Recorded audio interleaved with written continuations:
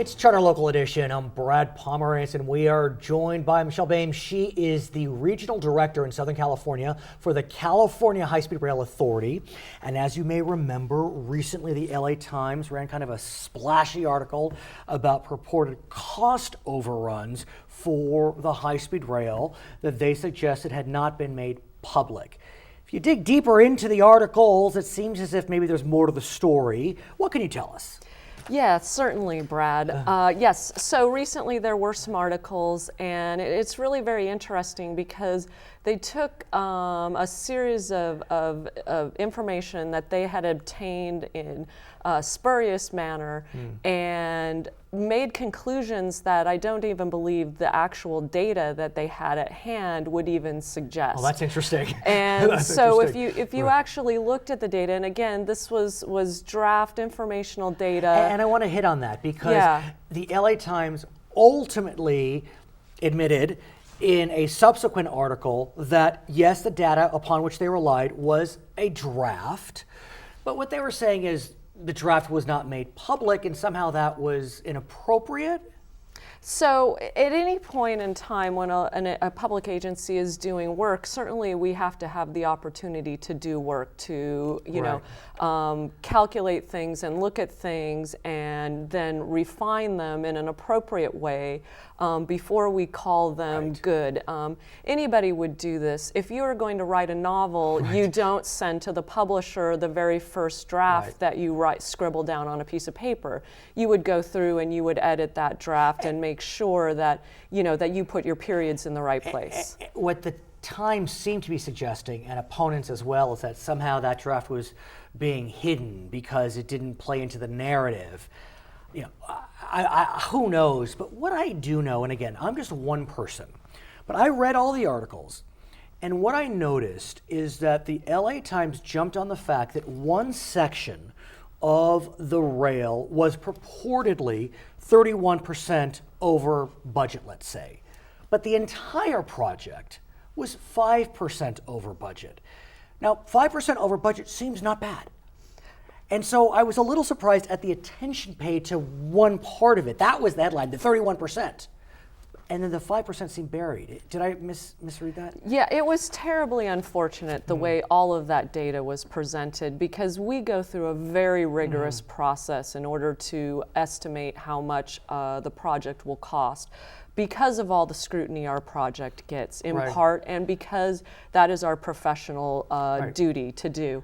And so when we're doing these cost analysis, we are building in a healthy contingency of around 25% well, that's for very healthy. all of the cost estimates that we're doing. And we have found in our actual first real hard data, the amount that our construction packages in the Central Valley are actually ultimately being awarded for is substantially lower than our engineers' cost estimates. And it's remarkable you mentioned that because the LA Times did ultimately confirm that with regard to two contracts for work in the Central Valley, they did come in below estimates. But like all journalism, and I'm probably a perpetrator of this, the headline gets out and then I don't want to say correction, but the clarification tells a deeper, more layered, textured story.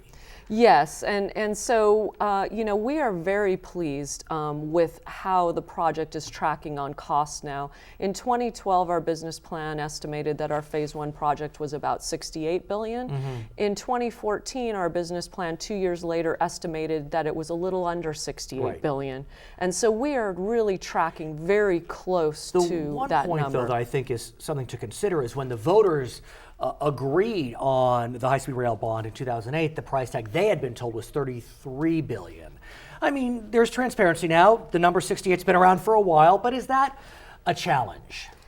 It is. It can be a challenge. I think if you actually look at the facts of the matter from the original 2008 ballot measure, I think that again, all of these numbers were being presented as estimates at that time. And as you go through the process of actually solving the problems of the project, right, going down on a block by block or mile by mile basis and really understanding, okay, how are we going to bring high-speed rail into and through a particular location or community, you have things that come up that you need to address. And so that's really the process of bringing the project from the very high level planning down to the conceptual design and preliminary engineering that we're doing now. I want to ask you about what's going on in Fresno, because there are some exciting developments that you can report with regard to the first vertical structure, whatever that may mean. What can you tell us? Yeah, and we are really excited about that, because oftentimes what is being missed by everybody is the actual progress on the project that we're making. We are building high-speed rail right now, and many people either don't want to believe that, or for whatever reason are not aware of that. We are building the Fresno River Bridge right now. We had a press event several weeks ago where we were out there and taking pictures and showing people the actual bridge supports that are going up there. But in early January of this year, starting in the 2016 timeframe, we're going to begin expanding our construction sites and construction locations. We have packages set out now where we are going to be able to expand out to 4 locations for construction in early 2016, and then expand out from there to another 4 locations for construction, so that as you go through 2016, the first half of it, we are going to have construction going on all over in the Central Valley. I want to ask about SoCal. We're in SoCal today. We do tape throughout the state, but today we're in SoCal. And there's a lot of discussion about tunneling. And for the line, I guess it would be around the Palmdale area, we would need to tunnel. And there's a question about how is that going to happen? I mean, purportedly we're crossing tectonic plates, and explain all that for lay people like us. How will that work? 36 miles of tunnels, maybe 72 miles total. Help us out. So we're actually talking about somewhere probably between just under 20 miles of tunneling up to maybe about 24 total miles of tunneling. And that's in the Palmdale area, and or Palmdale Burbank. And that would be for the section that connects Palmdale to Burbank, connecting the Antelope Valley to the San Fernando Valley, really entering the heart of the urban LA region, which is very, very important for the project. And as you look at it, this is no new news. They're building tunnels like this all around the world. There is a almost 35-mile tunnel under the Swiss Alps that is just being completed right now. What about the channel?